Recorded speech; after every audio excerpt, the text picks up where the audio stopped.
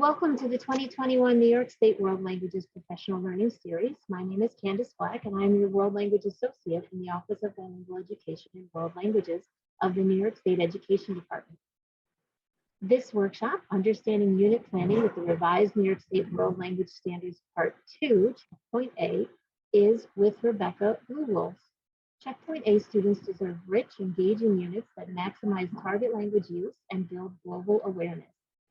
In this workshop, you will learn to apply key principles of unit design to your setting, explore a case study of how a textbook chapter on the house can be transformed into a thematic unit about the tiny house movement and variations in global dwellings, and you'll leave with a toolbox that supports you in transforming an existing unit or creating a new one. Let's review a few housekeeping details before we get started. We have over 480 pre-registered attendees today, so we ask that you remain muted and that you reserve use of the chat for questions for the presenter so that we can make sure we keep this clear. If the presenter specifically instructs you to use the chat, please do so. If you accidentally get disconnected, just reconnect or call me and I'll assist you. My cell phone is on every confirmation email I've sent you, including the one from today and yesterday.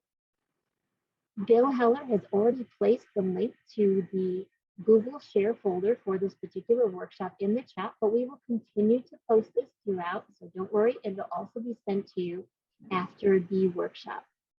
In this handouts folder, you'll have all kinds of goodies on the standard, and after the workshop, we will be posting a PDF of the presentation. Within 24 hours of this event, those who attend the workshop in full will receive either a certificate of attendance or a certificate documenting CTLE credit. The type of certificate you will be receiving was indicated in the confirmation email that you received after you registered. As you can see, this workshop is being recorded. The video will be uploaded to the World Languages Professional Learning website within about a week of this event. Those who are unable to attend this live webinar will also be able to earn CTLE credit by viewing the video and answering 7 out of 10 questions on a post-assessment correctly. Before I introduce our presenter, I'd like to thank the following individuals for their help in assisting with this workshop: Alicia Barinas, Kim Harder, Louisa Mota, Barb Patterson, Eris Thompson, and Yunxiao Zhang. Our workshop presenter today is Rebecca Bluewolf. Rebecca has taught French at Wellesley Middle School in Massachusetts since 1998, but fell in love with middle schoolers while teaching English in France. Novice students inspire her to create engaging, age-appropriate lessons focused on global awareness. She served as the 2020 National Language Teacher of the Year, the 2019 NAFLA and NECTFL Teacher of the Year, and is a National Board Certified Teacher. Without further ado, it is my pleasure to invite Rebecca to begin this workshop. Thanks, Candy. Hi, everyone. I wish I could see your faces, but then I wouldn't be able to see any of my slides. So really glad to be here with you today. I know probably for most of you, it's after you've taught all day, and that is certainly the case for me. So I'm hoping my voice is not too scratchy after spending a very warm, unseasonably warm and sunny day in Boston with a lot of rambunctious middle schoolers. I think that was my high point of the day. I got outside of the building 4 times for mask breaks, so that is rare but lovely. And so far, the low point of my day has been that I had an unannounced observation during which I think my fly was down last period. So I'm recovering from that, and I am delighted to be with you this afternoon. I have 3 goals for our presentation, which you can see here. And the first one, as Candy mentioned, is about selecting an appropriate global challenge with the goal of designing or modifying a thematic unit with a social justice angle. So as she mentioned, we're going to be looking at this housing unit, which turns out I hadn't even thought about it, but I'm teaching it right now. So just 2 hours ago, I was with students on this very theme. But we're going to be looking at how you could apply that strategy to any number of themes or topics. And then we're going to think about appropriate can-do statements for Checkpoint A learners. So what is realistic for these learners? And then also thinking about, and this is going to be more woven through the whole presentation, how can we plan for consistent target language use in a series of lessons for these Checkpoint A learners. And I'm going to do my best to stick with your New York State lingo. But if I say something that is too Massachusetts or whatever, I hope the folks who are monitoring the chat will clarify for everyone. So again, these are the new New York State standards, and I'll be trying to address my remarks in accordance with the order of these standards as I speak with you today. So we're going to be looking at the three modes: interpretive, interpersonal, presentational. And I like the arrows here because that's how I think of them: interpretive, interpersonal, presentational. And then when we look at culture, we'll be talking about the three Ps: practices, products, perspectives, and also this idea of cultural comparisons, which can be really, really rich when we talk about housing. So I wanted to start by just some general principles and thinking about what social justice education can mean and can be. This word cloud, which I developed with a Wisconsin teacher, Natalia Delat, you'll see her credited at the bottom of a number of these slides, sort of references a number of the words that you might find in different definitions of social justice education. So we're talking about action and potentially transformation. We're thinking about, of course, social justice, but also in terms of values, perspectives, relationships, attitudes, and that there's lots of work for students to do to think about impact, reflecting, making change, contributing, analyzing situations. These are all part of the work. And according to Sonia Nieto, who many of you may know, she wrote the Intro to Words and Actions, which is our very own world language book about social justice education.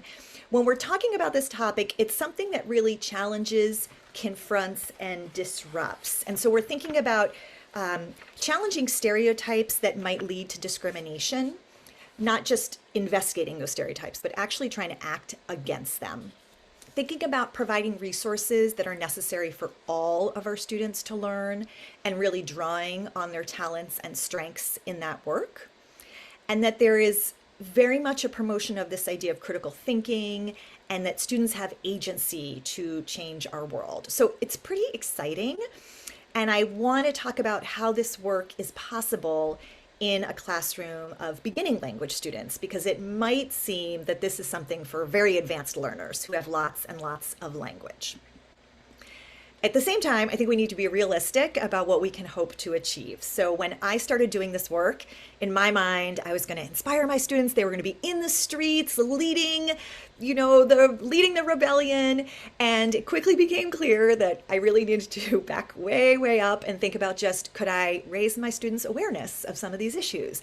Did they know that this was a problem going on in the world? And do they know why it's a problem? And can they find the place where that problem is happening on a map?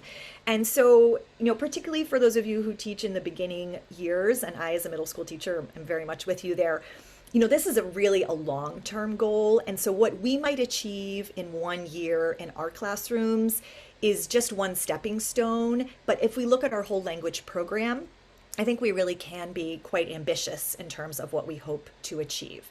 But just for this year with these students, we might think about helping our students to investigate issues that they might not be so familiar with and helping them to make connections that they have not previously made. So this is all about refocusing your curriculum. It does not need to be a total rewrite or a take the old unit, throw it in the trash type thing, but it might be thinking about what you're already doing with a new angle, a different lens. So I wanted to dig in now with that background to this first goal, thinking about what global challenge might you choose in order to design or modify a thematic unit and to give it that social justice angle. So to help us in this work, I wanted to list some of New York State's Checkpoint A themes and topics, which I think are very, very familiar, even to me in Massachusetts, as very typical novice learner themes, many of which I teach. And then think about how we might add that lens, right, that special look, if we were to take, for example, what the AP lists as global challenges. So how can we pair any of the items on the left with any of that list in the oval on the right. So I wanted to just kind of try to wake our brains up after this day of teaching and let you do a little brainstorming. For now, just like the icon indicates, it's going to be just in your head, but there will be a chance to share in the chat shortly, so you can get ready for that. And I would just invite you to think, pick any theme or topic on the left, maybe something you haven't taught yet this year, but might be coming up for you later this year. And how could you map that theme or topic onto any one, or perhaps a few, of the global challenges listed on the right? Just take a moment to think about that.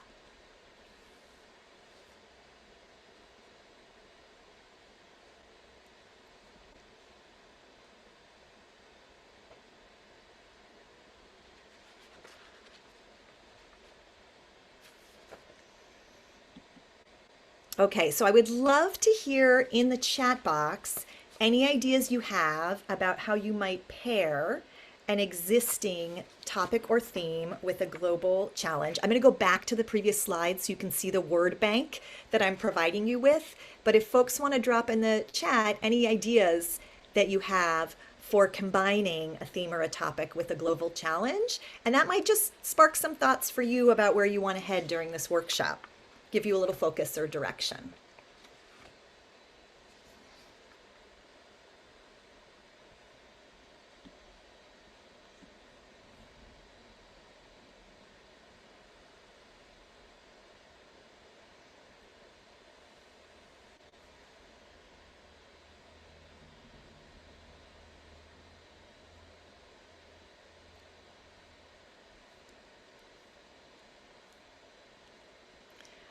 All right, so this is like a really long, exciting list. There's a lot of different directions that people took. Food, we could look at food through a human rights lens. We might be thinking about health.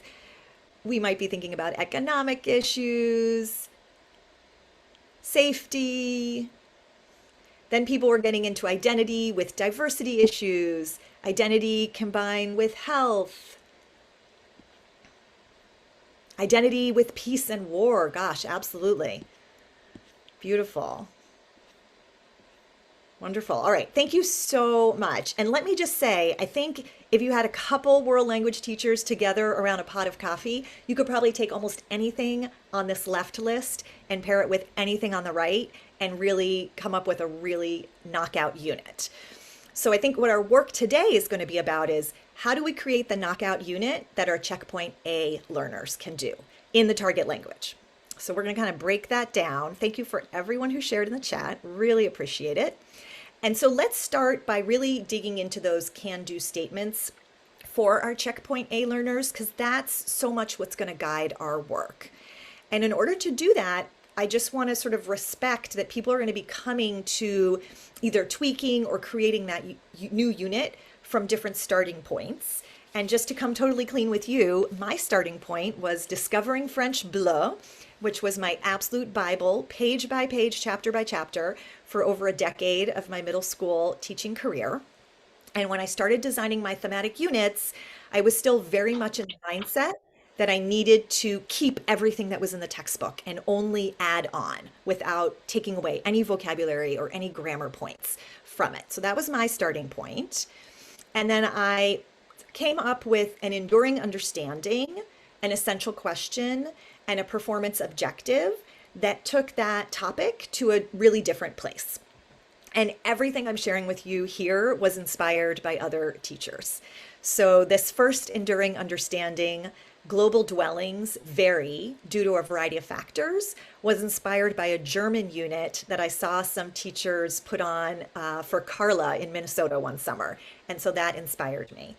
And then my essential question, how do dwellings around the world suit different people and communities, really comes out of that enduring understanding. And then my performance objective, my big overarching goal for this unit for my learners, is that they can have a conversation in which they can name and describe different types of global dwellings and how they suit the people who live in them. So you might be already able to imagine that this is going to be touching on climate and resources and family structures, different places around the French-speaking world, etc. And it's November, so I'm teaching this unit right now with my 8th graders who have a checkpoint A target for the year, and they're in sort of what we would consider in a traditional curriculum, part 2 of a year 1 French class. So as I'm designing this unit, and frankly, any unit, because I teach middle school and I am always with my checkpoint A novice learners, these are the things that I'm keeping in mind. Whether it be interpretive, interpersonal, presentational mode, whether I be working on culture, I am dealing with very familiar and everyday contexts. And I think that's pretty much guaranteed when you pick any of the themes or topics that you saw listed on that slide earlier. And that I'm aiming for the general topic and some basic information. So we're not going to go into a ton of detail about any one mini topic, but my students are going to have a bank of practiced or memorized words, phrases, simple sentences, and questions that they're going to be able to use to discuss this topic. And I want them to be able to identify products and practices about, for example, global dwellings. And I want them to be able to interact at a survival level. So if they are in a home somewhere in the French-speaking world, can they ask where something is? Can they ask whose bedroom is this? Can they ask if there is a yard, et cetera, et cetera. And so I think sometimes it's just really important to keep this piece front and center as we begin to encounter like really exciting, authentic resources that we might want to bring into our classroom. And just realizing, within the context of everything that's out there, what is going to be a realistic, satisfying choice for your group of learners. So if we apply this to sort of any unit that you might be designing, the things we want to keep in mind is we want to really define that enduring understanding. What is it that students are going to take away as like a big overarching concept? And then what is the end point of the unit going to look like? Where do I want them to get to? And then you'll see shortly, I personally am very much into the extremely planned, methodical backwards walk from that end point about every skill, every structure, every group, family of words that students are going to need in order to get there. And so you'll see as we go through this model unit, everything begins with input. And then you will see that we transition from lessons that are almost entirely input based, where we're just feeding words to students, whether it be written, spoken, etc., to them being able to do some scaffolded output, just a few words, a few more words, some sentences, some questions. And then, honestly, if I can get to something that looks like a paragraph, but in reality is more a string of sentences, that's perfect. That's exactly where I want to end up with this group of students. You're going to see in terms of the input for this unit, there are many print resources, there's lots of audio-visual material, and it's a mix of authentic resources and learner resources, often written by me, in order to make a particular authentic resource more approachable and comprehensible for my students. And I think I want to say at this point, people often really can't believe that novices can handle the world's biggest problems and challenges. And I do think that we can respect these checkpoint A can-dos and still dig into deep issues. And certainly for adolescents, we want our units to be so interesting and so important that they can really let their feelings of justice and wanting to change the world kind of bubble up and be part of our class. And so that's just such an important part of bringing the social justice piece to our units.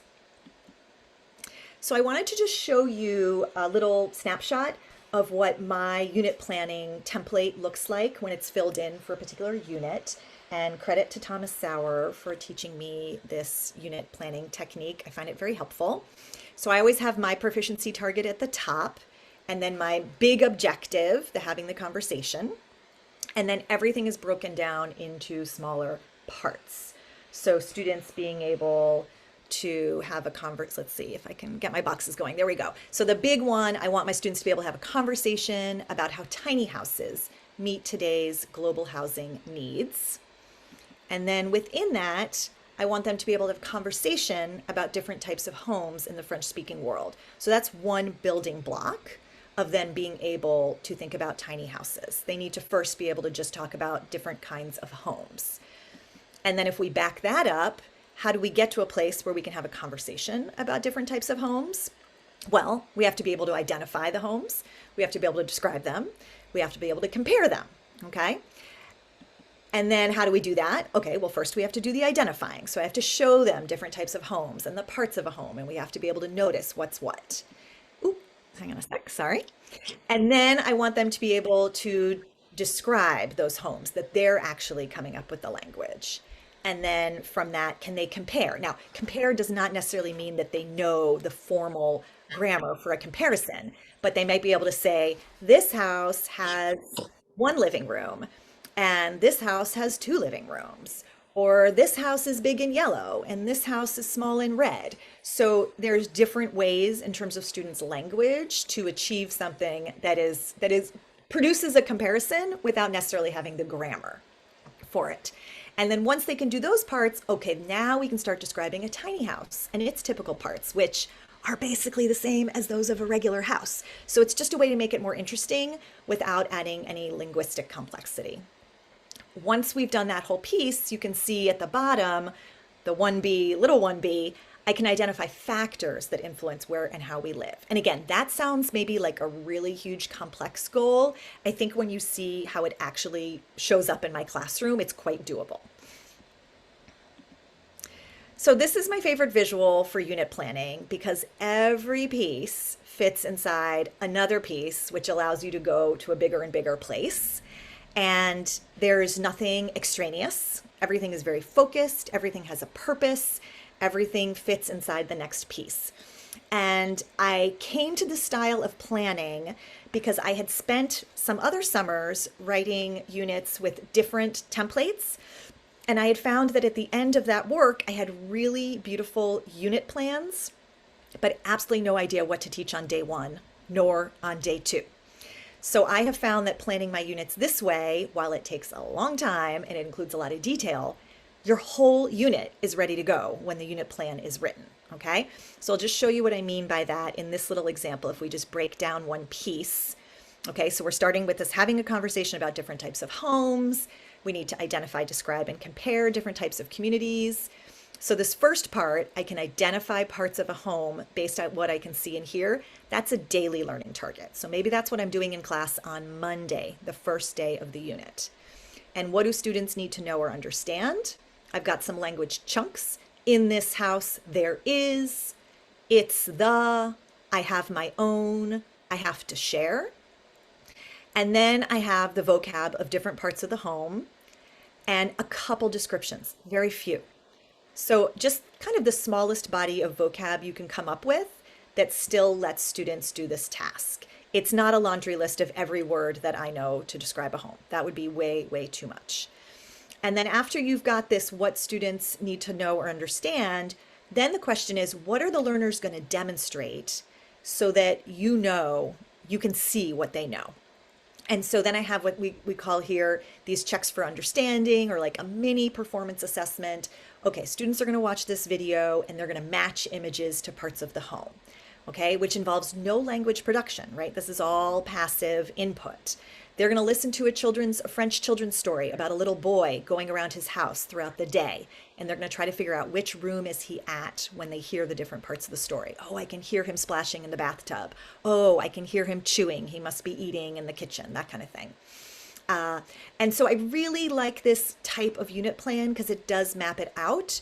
You've got that daily learning target, you've got the language chunk, you've got the other vocab, you've got the check for understanding. It's like the whole thing is in there. Again, takes time, but really gives you just add water type unit. So now I want to go through like what the unit actually looks like day to day, organized by standard. And I'm not going to do a separate piece on target language use, but I just want you to notice how each part is set up so that students can stay in the language, and teachers too. So that will be kind of the theme as we go through these next pieces. So here we have looking at standard one, the interpretive mode. This is going to be all about input, all about the language that students are able to digest, that we're providing them with. And you're going to see that I provide a variety of resources, and then I provide these novice processing tasks that allow students to interact with the meaning of the words. My examples will be in French, but the tasks really are universal. And if you are a French teacher and you see a resource that you like, there are links to everything in the slideshow. So if you want to get that book or that video, you'll know how to do it. So for example, the very beginning kickoff of the unit, I like to do something that's kind of playful to start off my units and to provide input with pictures and text. So on the left, this book, Igloo à Tipi, is an authentic children's book from France that just shows different homes, each one with one word to describe that home. So I have students observe, watch me read aloud the book, and take notes on what the describing words are. And then from there, they circle words that describe their own home. So they never produce any language, but they're taking in all this rich vocabulary that is illustrated from an authentic resource. But I feel like an illustrated book is not going to give you authentic culture the same way photographs will. So I did feel it was important to not leave it at that. So on the right, you can see that there's a plastified sheet that has some color slides in it of different dwellings from around the world that I found actually on a teacher's website who teaches French in France. And what I did with that, because it didn't have any text to accompany it, is on the left, I wrote 12 very simple repetitive paragraphs that described those 12 dwellings. And I repeated all of the words that students had seen in Igloo à Tipi. And their first job was just to try to match the images to the text. And students had to reread because many of the paragraphs would start the same way. And then, oh, this one is pointed. Oh, this one is round. This one is in a cold climate. This one is in a warm climate. This one is made out of wood. This one is made out of steel. This one is made out of snow. And so they really had to pay attention to the small differences. Those sentence frames in those paragraphs are ultimately what I want students to be able to produce themselves at the end of the unit. So in terms of backward design, I'm really starting not only with the end in mind, but kind of giving them the end as their input so that they're already building that capacity, very beginning steps, before they can produce it. Google Forms have been a wonderful way for me to get students to interact with different texts. So I found a really nice infographic about a tiny house that showed the different parts, again, the same parts as a regular house.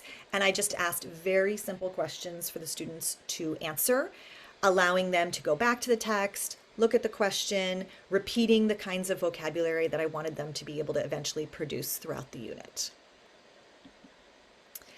And again, an infographic being a really key way. There are so many authentic resources out there. And so I think if you can find just a couple that make up the backbone of your unit, you're in a really good place. And so that IPA format where students read something and then learn to have a conversation about it and produce something about it, you can see the very beginning seed of that here with an infographic about why someone might choose to live in a tiny house. And the infographic's so nice because it has these little turquoise boxes that show you some of the reasons that you might choose to live in a tiny house. And at the beginning, I might just be giving them all English statements and they're just trying to figure out, are these true or false based on the text? So that's the very beginning point to be able to make sense of a resource like that. From there, students might be ready to sort of check their understanding about this overall topic, why do people live in tiny houses, with an ed puzzle. And I do like for my novices to let them answer some questions in English so that I can get a good sense of what they've actually understood. Once you've got two authentic resources on the same topic, I've got the infographic and the ed puzzle, that's also a really nice chance where now we can start to compare them. Oh, are the reasons in the ed puzzle video about living in a tiny house, are those the same reasons as the one in the infographic? So we can do a text-to-text comparison. We can also start doing some text to self. Do you feel like that would be a reason for you to want to live in a tiny house? Is it important to you to have a unique home that resembles you? Do you want to limit your impact on the environment? And get students making that connection. all of which is an excuse to just repeat these ideas, rehash them with slightly different language again and again. So that's just a taste of some interpretive work that lets students interact with just a couple authentic resources in a variety of ways. And most of the authentic resources you've seen already today are going to pop up again in standards 2 and 3. So keep your eyes peeled to see them reappear. And with that, we can take a look at standard 2, our interpersonal mode, and thinking about how we're going to get novice students to have a fairly spontaneous interchange, conversation, or writing back and forth. And so I think there's two pieces that really help us promote novice interpersonal communication. On the left, thinking about scaffolds and visuals. Can we provide chat mats, graphic organizers, sentence starters? Can we practice with something more scripted and then work towards something that's freer? And then for feedback, really going light and just focusing on, can we understand your message? That tends to liberate students a little bit. And we really need to reward them when they do take risks in the language to show them that we mean it, that we want to see them push and try to create something new rather than just rehashing or repeating what they've heard before. And so some ways to get that interpersonal communication started in a very, very basic way. One of my favorites is to play a guessing game. So here we are reusing the same resource. These are the same 12 global dwellings we saw in an earlier activity. And instead of matching them to a paragraph, now we're going to play a guessing game in class. So I am going to be thinking of one of these houses, and the whole class is going to ask me yes/no questions in order to figure out which house it is. And I have plastified sheets with these, and they can be using their dry erase markers to eliminate choices, which is very engaging for them. And they can maybe have the pre-written paragraphs out as a resource to help them ask questions. I might give them a list of sentence starter questions to support their question asking. And once we've played the game a couple times, a student is ready to replace me and is to lead the guessing game. And then we're ready to divide the class up into smaller groups and have them play totally independently. Again, with the goal of them just bringing meaning to a lot of the key expressions that they're going to need to talk about global dwellings. We can also think about ways that we can talk to one another about some of the most important ideas that we're coming up with. So for example, my students are working on designing tiny houses, and there were so many words when they looked on the websites. It was totally overwhelming. So I just screenshot for them, and you'll see that on the left side, a couple of the really interesting tiny house design features that we were talking about. So there was like a swinging chair, and there was an outdoor dining room, for example, on a porch. And then if I just give them those phrases and say, talk to your partner about your house, talk to your partner about your tiny house that you're designing. What are the things that you have in common? How are the houses different? And they have to keep talking to each other to say, like, do you have this? Oh, you don't? Okay, well, we don't have that in common. Do you have a swinging chair in your tiny house design? Oh, you do? Okay, we have a swinging chair in our tiny house design. So ways that students really have a reason to ask and answer questions, to communicate with one another, and then for us to add just a little bit of more interesting, varied vocabulary that gives a little texture to the unit. And STEM students may only leave the unit with a passive understanding of a couple of those words supported by visuals, and there might be a few other students who really own those words and are able to use them in their communication. Ask, Switch is one of my favorite activities to make sure that students are getting lots of practice asking questions, and there's different ways to do it. You can see in this picture, the students were able to write questions they would ask one another. In this coming out of COVID very slowly world, I have been writing questions for the students to ask one another. And we keep those cards on hand. They ask each other, they exchange cards so everyone has a new question, and then they go find a new partner and they ask them that question. So they're constantly rotating questions and partners. And I find that practice gets students really familiar with, okay, what's a word that I cannot even pronounce? What's a question that I'm able to ask, but I don't understand it? And then what's a question where I understand what you're asking, but I still can't formulate the answer? And trying to bring students through those steps again and again so that they are building their rudimentary back and forth speaking. Surveys are another way for students to think about asking questions and paying attention to the answers, particularly if you can survey an authentic audience. So I am lucky that I have my French 8 students paired with a collaborating teacher's classes in France at a French middle school. And one year, when we had a little more class time than we've had the last 2 years, we were able to do a project where we, as a class, design tiny houses for our EPALs. And in order to know what kind of a house we should design, we needed to ask our EPALs a number of questions about their preferences. And so as a class, we worked together to create that survey and to polish up our questions, and then eventually to send them to France. And then we took the survey so we could compare data. And then students wrote about what their individual EPAL had written and how their EPAL compared to the class as a whole. And then they designed a house where in their design, they would say, I'm giving you your own bedroom because you said that was really important, for example. So I think anything that's supposed to be interpersonal and have that negotiation of meaning, we need to make sure that students are asking the questions for a reason, that they have a reason to listen to the answers. So a survey that then prompts you to create something brings the students back to the survey completed, its findings again and again, so that they can kind of mine that data. The language can be very simple. This question is, for you, is it important to have your own bedroom? It's essential. It's very important. It's rather important. Not important to me.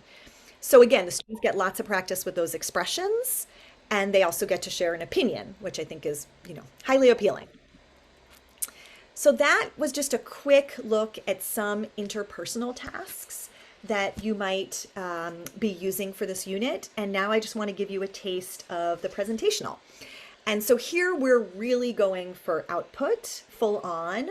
And we want to think about scaffolds that will support our students' output, that we are giving them the bridge forward, and that we're giving them that authentic audience so that they have a reason. I have students who will not hand in a lot of work. They're not big producers unless it's for their EPAL. And all of a sudden, they're willing to write the paragraph because a real kid in France is going to read that, and that matters to them. So if you can provide adequate scaffolds and find an audience that's motivating, I think you have the good base to create some really exciting presentational work.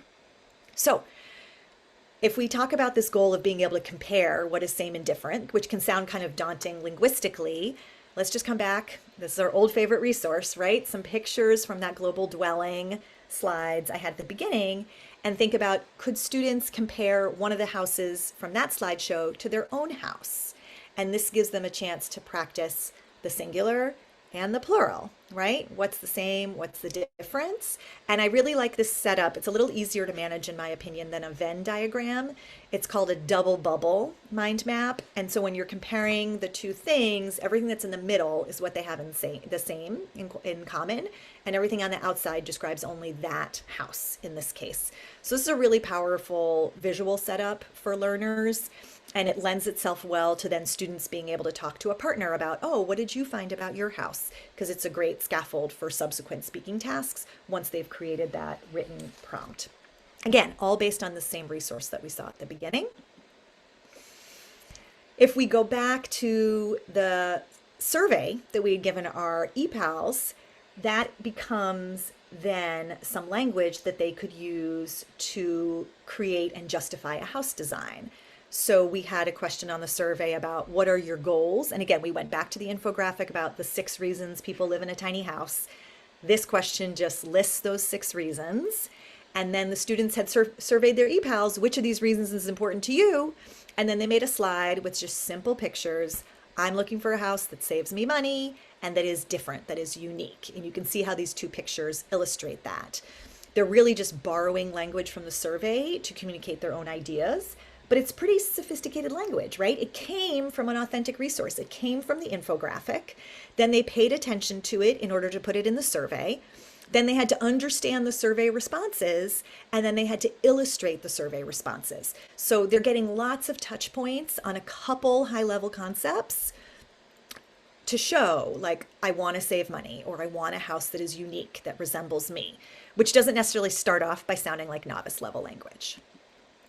All right, I want to do a little bit on culture at this point and think about standard 4 in terms of the 3 Ps: products, practices, and perspectives. And when I think about this standard, for me, my big goal is, can I get my students to look at something from another culture without judgment? Can they just look at it and think about it? And I really want to make sure that my examples are from the target cultures.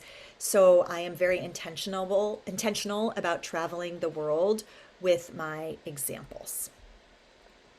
And this ties in so beautifully from the Asia Society's definition of global competence. So I just wanted to make that connection for us. If we want students who are globally competent, they have to know how to investigate the world, recognize perspectives, communicate ideas, take action. And there's a lot of overlap there with standard 4. And so I think personally that's pretty exciting to me to think about. By addressing the 3 Ps with our students, we are preparing them to become globally competent, or we're building on their existing global competence. So See, Think, Wonder is one of my favorite strategies to get into the 3 Ps with students.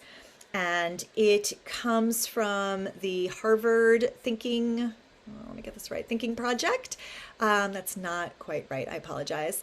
And they have a variety of different strategies to let students show their thinking. So See, Think, Wonder, and you can see my sort of quick graphic for that for my novice learners on the right. You start by just, what do you see?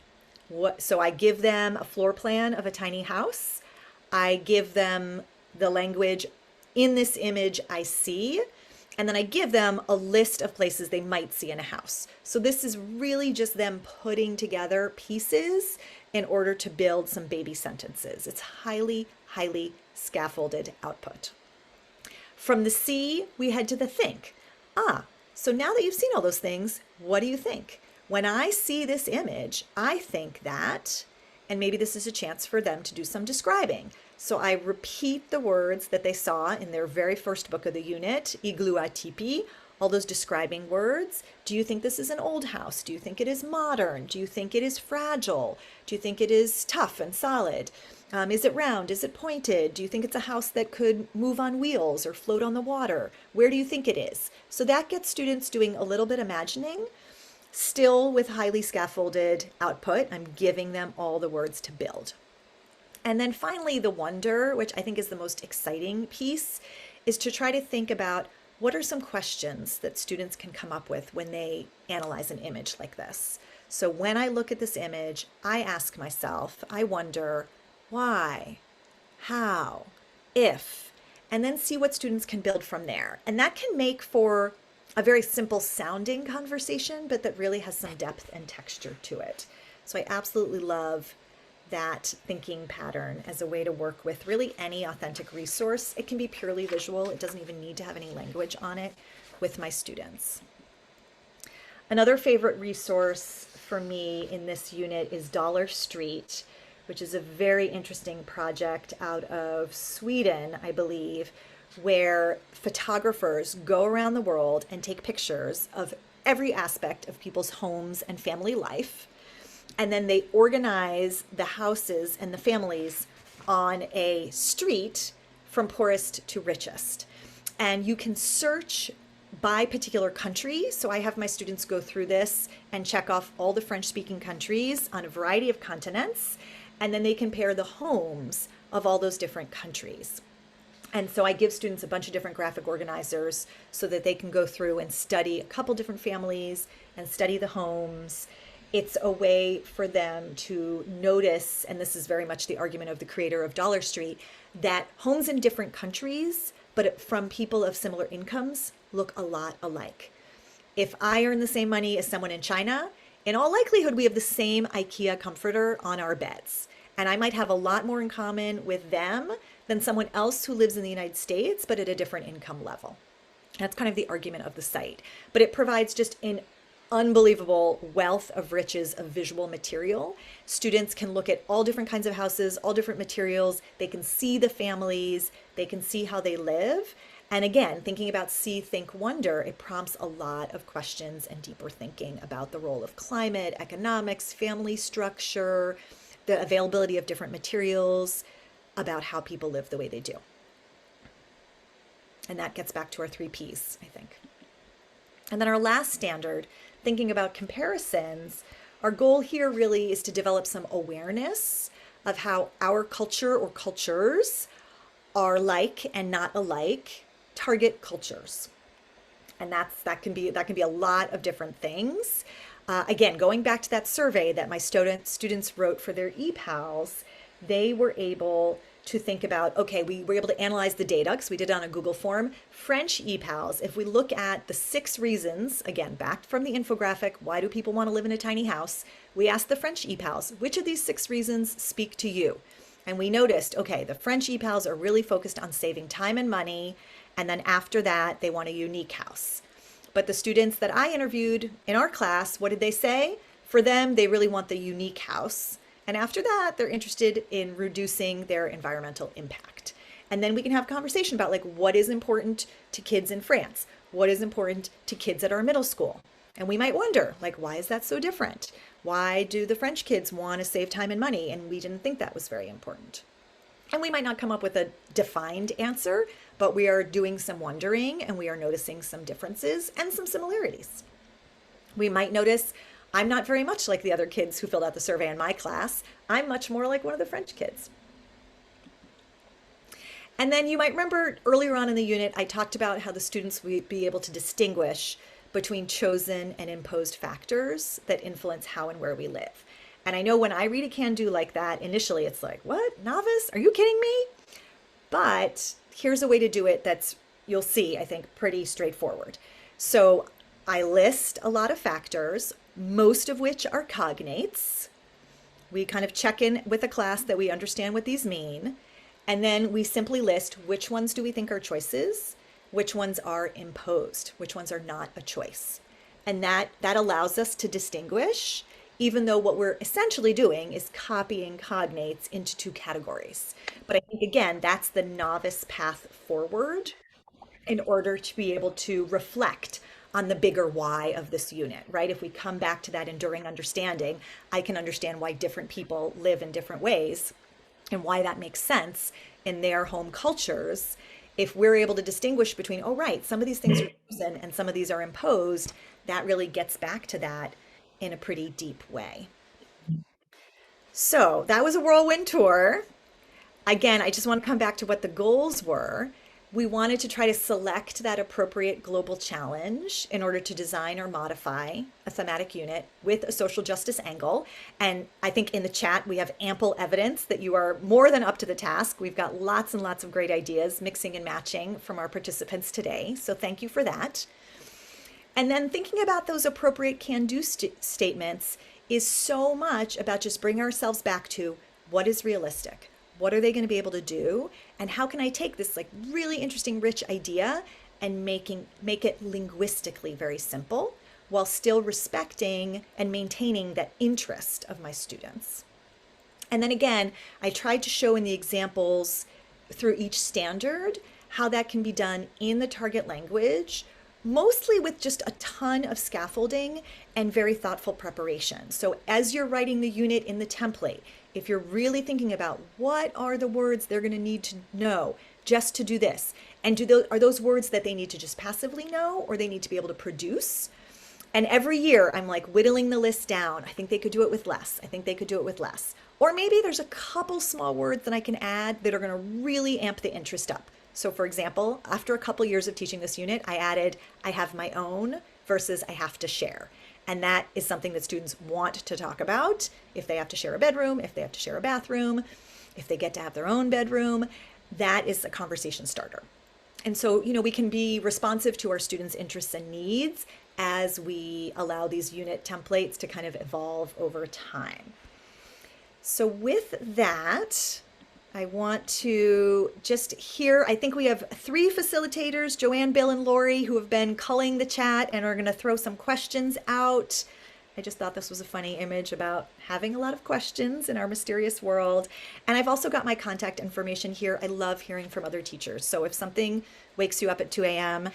tomorrow morning and you didn't get to ask it, no worries, you know where to find me.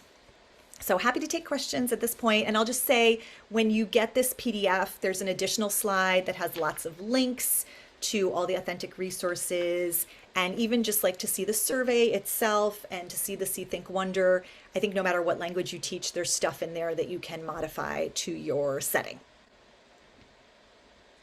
So Rebecca, this is Joanne, and thank you so very much. People were passionate in listening to what you had to say, such that there weren't a whole lot of questions coming forward during the session, but I'm sure that there are many more coming forth now. One question that came up was about if you use a program to partner your students with a school in France. Can you speak to that? Sure. So the way I found my collaborating teachers in France originally was from a free website run by Cricket Media called ePals. And it's kind of like a dating website. So you create a little profile for yourself, and then you shop around for people who probably teach English in one of the target cultures that speaks your language. And I would just emphasize, just like my mom coached me when I was getting close to 30 and I wasn't married yet, you just need to find one right person. So you don't want to respond to the first person who messages you on the site and sign on with them. You want to get a little more information, like, are you comfortable using technology? Do your students have access to the internet? Or do you want to do snail mail? Would you be okay if we write half in French and half in English, and you write to us half in English and half in French? So I would say be picky at the outset. And then if you find a good partner on the site, you never have to use that site again. You now have that person's contact information, and I'm in year 4 with the same school. And every year we email each other in August, how many sections of this class do you have? Oh, you don't have enough kids. Let me see if I can get my colleague to do it with me this year. And we kind of make it work so that we have a match. But ePals, I have a blog post about that actually, if you want to look at my blog, just about the process. But again, I would say, that's a great website. You don't need to stay on the website once you find your match. And be a little picky. Find someone who has about the same number of students. Try to find the same age. Middle schoolers are not cool with writing to kids who are younger than them. So you want a good match. Okay. And people had asked about the various links, and other people put them into the chat, but you also said your slides are hyperlinked as well, correct? So Yes. Harvard Project Zero, Dollar Street, and somebody just added the ePals link into the chat as well. I'll turn it over to Lori. Lori, what other questions might you have observed? Yes, Rebecca, thank you so much. This is such an incredible wealth of information. Someone was interested in hearing about how long a unit like this would take with your, I suppose, with your middle school kids. This is probably a unit that when I start every year, I'm like, oh, I can do this in 3 weeks. And then it always kind of grows probably more into 4-ish. So we're probably talking about 20 days of 45-minute daily lessons in my context. And again, if you go to my blog, I have the whole unit written out with daily lesson plans if you want to see what the breakdown looks like for me. Fantastic. Thank you. Another question came in about how do you assess interpretive listening? You did refer to that a little bit at the start. Can you go a little bit deeper into that question? Sure. So usually I use the ACTFL IPA template with the novice level questions of keyword recognition, important phrases, main idea, and purpose. And usually I play the video once through for the whole class, and then I give everyone the link and let them watch it, replay, pause, repeat as much as they want to fill it. Well, not as much as they want, for a certain length of time that is pre-stated, and try to answer those questions. So try to find some words that they're able to recognize in the text. Can they actually recognize those words when they're spoken by a native speaker in a video? For the important phrases, there's 8 sentences that I give them in English, 5 of which are true. And can they identify which 5 are the true ones and where in the video they appear, like a time marker? And then for the main idea purpose, I ask them, just as a graphic organizer, to write down the who, what, where, when, why, how of the resource, and then to write a 2 to 3 summary statement in English explaining why did someone create this video, including the details along the lines of who, what, where, when, why, how. During the pandemic, I switched to using Edpuzzle and asking keyword and important phrase type questions, and then having kids keep notes on scratch paper for who, what, why, when, where, how, and then typing that statement in as like the final question on Edpuzzle, which has its pros and cons. But again, I ask all the questions in English. I do feel strongly about that, particularly for interpretive listening. I really want to know how much they can get out of it. And if I ask them questions in French, I am potentially erecting an unnecessary barrier where they don't even understand what I'm asking and they're not able to show everything that they know. Thanks. And I'll just piggyback on that. Another question came in about interpersonal speaking. And the question was, do you assess? And I'm assuming that means, give a grade for interpersonal speaking. I do. And let me say, this was one of the biggest changes I made to my teaching when I started understanding the 3 modes and teaching for proficiency. Previously, I had had kids pretty much memorize textbook dialogues and then recite them to me. And that is not interpersonal communication, as I'm sure you all know. So now what I do is we have group conversations on a pre-announced topic. The kids can have a chat mat in front of them. I have like 5 or 6 kids together at a table with me, and I assess them using the talk rubric, which is from Shrum and Glisson's Teacher's Handbook. It's also described in some depth in the Keys to Planning for Learning by Terrell Clementi. And so the talk rubric values 4 things: T, staying in the target language, trying to talk, and text type. So for my students, I'm trying to aim that they communicate at the sentence level. A, accuracy, not how many mistakes you make, but who can understand you. Do I know what you're trying to say? Do your group members know what you're trying to say? Then you're accurate enough as a checkpoint A learner. So that's T, A. L, listening. Are you responding to the questions that are asked? And are you helping to build a conversation? So if I already asked Lori what color her house is, you should not be asking Lori what color her house is. You're supposed to listen. And if Lori says her house is red, maybe you can make a connection. My house is white, but my door is red. Showing that you're listening.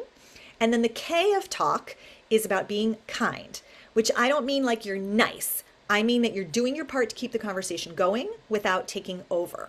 And the way that we make that super explicit for middle schoolers is we have little talking gems, and I have a box of them. And at the beginning of the assessment, each student takes 5.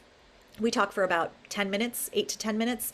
And every time they speak, they put a jewel back in the box. And the goal is to get rid of all of your jewels and to help everyone else get rid of their jewels. Okay? So if Joanne is very shy and she hasn't said anything, I am not only going to ask a question, but I'm going to be kind and say, Joanne, does your house have a yard?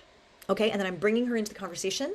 I'm giving her an opportunity to get rid of one of her gems. So for me, the talk rubric really rewards what we mean by developing our students' proficiency in interpersonal communication. And I found it really helps students focus on what matters.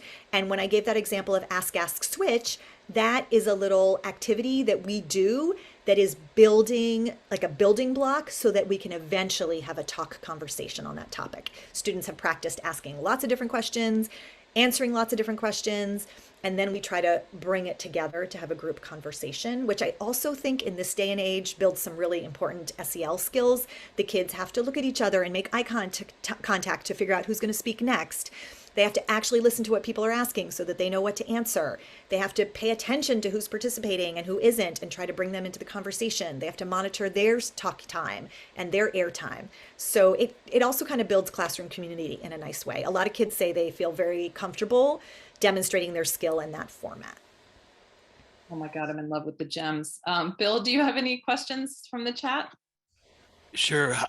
Thanks again, Rebecca. This has been wonderful. You've had a lot of very kind, warm remarks in the chat box coming through, appreciating what you shared with us today.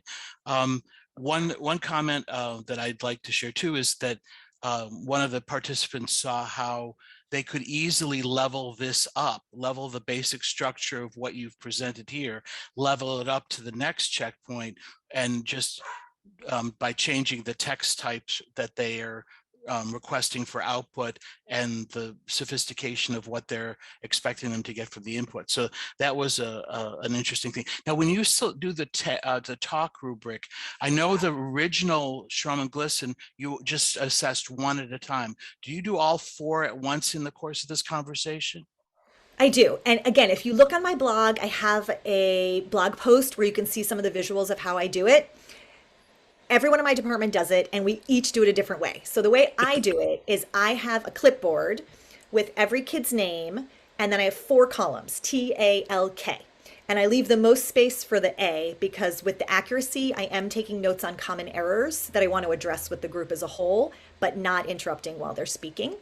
And I simply mark a plus anytime I hear a comment from a student that exceeds the target. So if I hear student ask an original question, that's a plus. If I hear a student give a complex answer with a reason or example, that's a plus. If I hear something that's on target for the level, I make a check mark. You asked one of the questions that we practiced in class? Check. You gave a full sentence answer? Check. And then if I hear something that is approaching the target but is not there, I make a minus. So you asked a question, but the person didn't understand what you were asking. Or you gave an answer, but it was a 2-word answer. I'm making a minus. So I have, for every student, I should have at least 5 marks. And then I'm really just looking like, oh gosh, all pluses, you clearly exceeded the target. All checks, you're right on target, you met the target. We do a standards-based grading in my department. So I just use those symbols. It's much easier to understand if you look at the visual, and I have a picture of what that looks like and then how I map it on to, I just take the data from that spreadsheet and I just tick it off on a rubric that the kids get. And I do usually try to make them do a little reflection so that they actually read the feedback. Like at the bottom, I'll say, now write one thing that you want to improve next time. And then if I really have my act together 2 days before the next talk, I'll say, let's all go back to our rubrics from last time. What's the thing that you're going to work on? Okay, let's talk about what you need to do in order to make that happen. And we might have a little L1 conversation using up our 10% to try to strategize about making progress next time. Wonderful, thank you. And all these instructions are all on your web on your blog, and several people have put the blog link up in the chat box as well. Well, we're getting on toward past 5 o'clock, and I think Candy will take us out. Thank you again, Rebecca. This has been wonderful. My pleasure. Thank you so much, everyone, for coming. This was fun. Yes, thank you, Rebecca. This is a wonderful workshop. I also want to thank our staff who helped us facilitate this event, and remind everyone that those who attended the whole workshop will get a certificate within about 24 hours. You're also going to get an exciting workshop badge. So when you receive the badge, consider using it in your email signature or posting it to social media so everybody knows you got the opportunity to attend this workshop. The recording of the workshop and the accompanying post-assessments will be made available on our professional learning website within about a week from today. I want to remind you that the registration forms for the 2 remaining November through December workshops are available on our website, so please consider registering for them and bookmarking our professional learning webpage so that you can learn about all of our exciting upcoming events. Thank you very much for attending. Have a wonderful week,